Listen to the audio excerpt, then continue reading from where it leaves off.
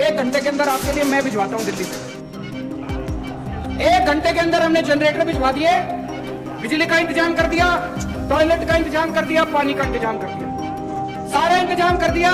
और मुझे बड़ी खुशी है कि आज भी किसान आंदोलन 4 महीने के बाद जिंदा है। मैंने सभी को बोला है कि वो पूरी तरह से उनके खाने के लिए, उनके मेडिकल के लिए, उनको जिस तरह की भी पानी का, टॉयलेट का जो भी ज़रूरत है उनको पूरा करें। इस मौके पे, आज गुरु पर्व के मौके पे, शंभू बॉर्डर और खनौरी बॉर्डर पर साल भर से बैठे किसानों का धरना खत्म हो गया। पंजाब पुलिस ने देर रात एक्शन में किसानों को धरना स्थल से उठा दिया है। पंजाब पुलिस ने शंभू बॉर्डर और खनौरी बॉर्डर से किसानों के टेंट हटाने के लिए बुलडोजर एक्शन का सहारा लिया है। बुलडोजर से पंजाब पुलिस ने शंभू बॉर्डर और खनौरी बॉर्डर से किसानों को पूरी तरह से उखाड़ फेंका है। इस तरह से तकरीबन 14 महीने बाद शंभू बॉर्डर खुल गया है। पंजाब के बाद हरियाणा ने भी अपनी ओर से रास्तों को खोलना शुरू कर दिया है। अब जब शंभू और खनौरी बॉर्डर से किसानों को हटा दिया गया है, ऐसे में सवाल ये है कि आखिर इस कार्रवाई के पीछे की क्या वजह है। आखिर आम आदमी पार्टी ने ऐसा क्यों किया है? क्या वजह है कि पंजाब पुलिस ने यह एक्शन लिया? आखिर क्यों रातों रात शंभू बॉर्डर और खनौरी बॉर्डर को खाली करा दिया गया? अरविंद केजरीवाल का पंजाब दौरा इसकी बड़ी वजह मानी जा रही है। लुधियाना के उद्योगपतियों ने आम आदमी पार्टी के शीर्ष नेतृत्व को दिए गए अपने फीडबैक को इसका जिम्मेदार ठहराया है। ऐसा लगता है कि भगवंत मान सरकार की ओर से पंजाब में 1 साल से भी ज़्यादा समय से चल रहे किसानों के आंदोलन को खाली कराने के लिए कड़ी कार्रवाई के पीछे की यही वजह जो है वो बड़ी सामने आ रही है। दरअसल पंजाब सरकार एक मौके का इंतजार कर रही थी और बुधवार को आम आदमी पार्टी को यह मौका मिल गया। इस दिन किसान नेता स्वर्ण सिंह बंडेर, जगजीत सिंह डेलवाल और केंद्रीय मंत्रियों के साथ इनकी बैठक के लिए चंडीगढ़ आए थे। किसान नेताओं की केंद्रीय मंत्री शिवराज सिंह चौहान और पीयूष गोयल और प्रहलाद जोशी से मुलाकात थी, जो कि बेनतीजा रही। लेकिन पंजाब पुलिस दोनों किसान नेताओं पर नजर रख रही थी। जैसे ही किसान नेता शंभू बॉर्डर के लिए रवाना हुए, पुलिस ने उनका पीछा किया और जैसे ही वो पंजाब बॉर्डर में दाखिल हुए, उन्हें डिटेन कर लिया गया, हिरासत में ले लिया गया। इसके बाद पंजाब पुलिस ने शंभू और खनौरी बॉर्डर पर धावा बोल दिया। वहां पर मौजूद प्रदर्शनकारियों को भी एक एक कर हिरासत में लिया गया और तंबू उखाड़ने शुरू कर दिए। दोनों जगहों पर किसानों के स्थायी टेंट लगा रखे थे। जेसीबी मशीनों की मदद से उन्हें हटा दिया गया। देर रात तक दोनों जगहों पर नाकेबंदी हटा दी गई। इसके बाद कांग्रेस और बीजेपी ने भगवंत मान सरकार के इस कदम की आलोचना की है और ये कहना है बीजेपी और कांग्रेस का कि किसानों के साथ विश्वासघात किया गया है, उनके साथ धोखा किया गया है। हालांकि आम आदमी पार्टी लुधियाना उपचुनाव जीतने के लिए बेताब है, इस बात में कोई दो राय नहीं है। ऐसा कहा जा रहा है कि लुधियाना उपचुनाव जीतकर आम आदमी पार्टी को राज्यसभा भेजने का रास्ता साफ करने की कवायद तेज हो गई है।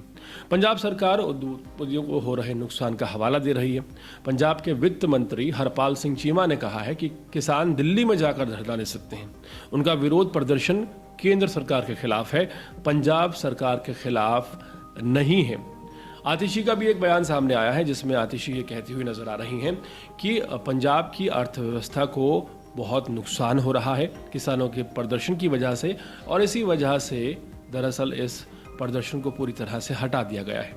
अब सवाल ये है कि जिस वक्त आम आदमी पार्टी की सरकार राजधानी दिल्ली में थी और Shambhu border, Tikri border, Singhu border, Ghazipur border, ये चारों के चारों बॉर्डर सील थे।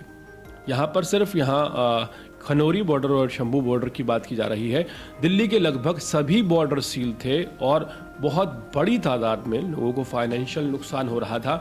उस वक्त आम आदमी पार्टी ने किसी भी तरह का विरोध नहीं जताया।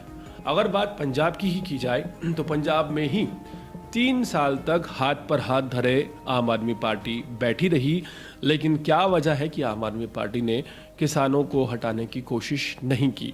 सवाल यहाँ पर इसलिए खड़े हो रहे हैं क्योंकि लुधियाना के उपचुनाव के चलते आम आदमी पार्टी लगातार बुलडोजर कार्रवाई करती हुई नजर आ रही है।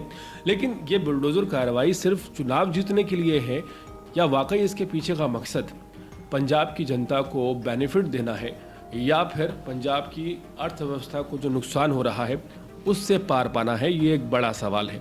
सवाल ये इसलिए भी बड़ा है क्योंकि राजधानी दिल्ली में जिस वक्त तमाम बॉर्डर सील थे, उस वक्त अरविंद केजरीवाल ने ये बात कही थी कि वो किसानों के साथ खड़े हैं और किसानों को किसी भी तरह से नुकसान नहीं होने देंगे। किसानों को जनरेटर पहुंचाए जाएंगे, किसानों को तमाम सुविधाएं आम आदमी पार्टी देगी। और जिस वक्त शंभू बॉर्डर और सिंघू बॉर्डर की बात की जाए, खासकर दिल्ली की अगर बात की जाए, टिकरी बॉर्डर और सिंघू बॉर्डर की, उस वक्त जब डिटेन करने की बात आई थी किसानों को, अरविंद केजरीवाल ने साफ तौर पर यह कह दिया था कि जवाहरलाल नेहरू स्टेडियम या इस तरह के तमाम स्टेडियम वो किसानों को डिटेन करने के लिए नहीं दे सकते हैं। वहीं हाल ही में तस्वीरें सामने आई जहां प्रदर्शनकारियों को पंजाब के कई बड़े इस तरह के स्टेडियम्स में डिटेन किया गया है। जो पंजाब के किसान हैं वो हाल फिलहाल पूरी तरह से खफा नज़र आ रहे हैं आम आदमी पार्टी से। आम आदमी पार्टी मुर्दाबाद के नारे लगाए जा रहे हैं और आम आदमी पार्टी हाल फिलहाल इस पूरी कवायद का ठीकरा बीजेपी और केंद्र सरकार पर फोड़ती हुई नजर आ रही है।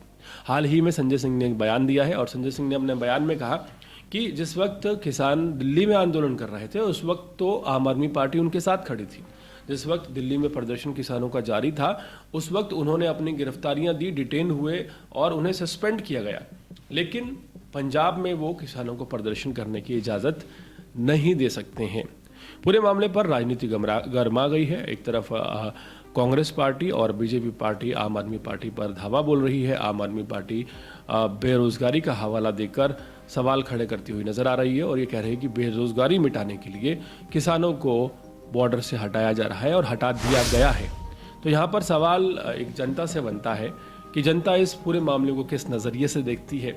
ये राजनीति है और राजनीति में अपने फ़ायदे के लिए चीज़ें की जाती हैं, अपने फ़ायदे के लिए किसानों का समर्थन दिया जाता है और अपने ही फ़ायदे के लिए किसानों को खदेड़ दिया जाता है। तो यहाँ पर आम आदमी पार्टी की इस रणनीति को आप किस तरह से समझते हैं, कमेंट सेक्शन में ज़रूर बताइएगा और इसी तरह के अपडेट से जुड़े रहने के लिए देखते रहिए अर्पण न्यूज़। बहुत बहुत शुक्रिया।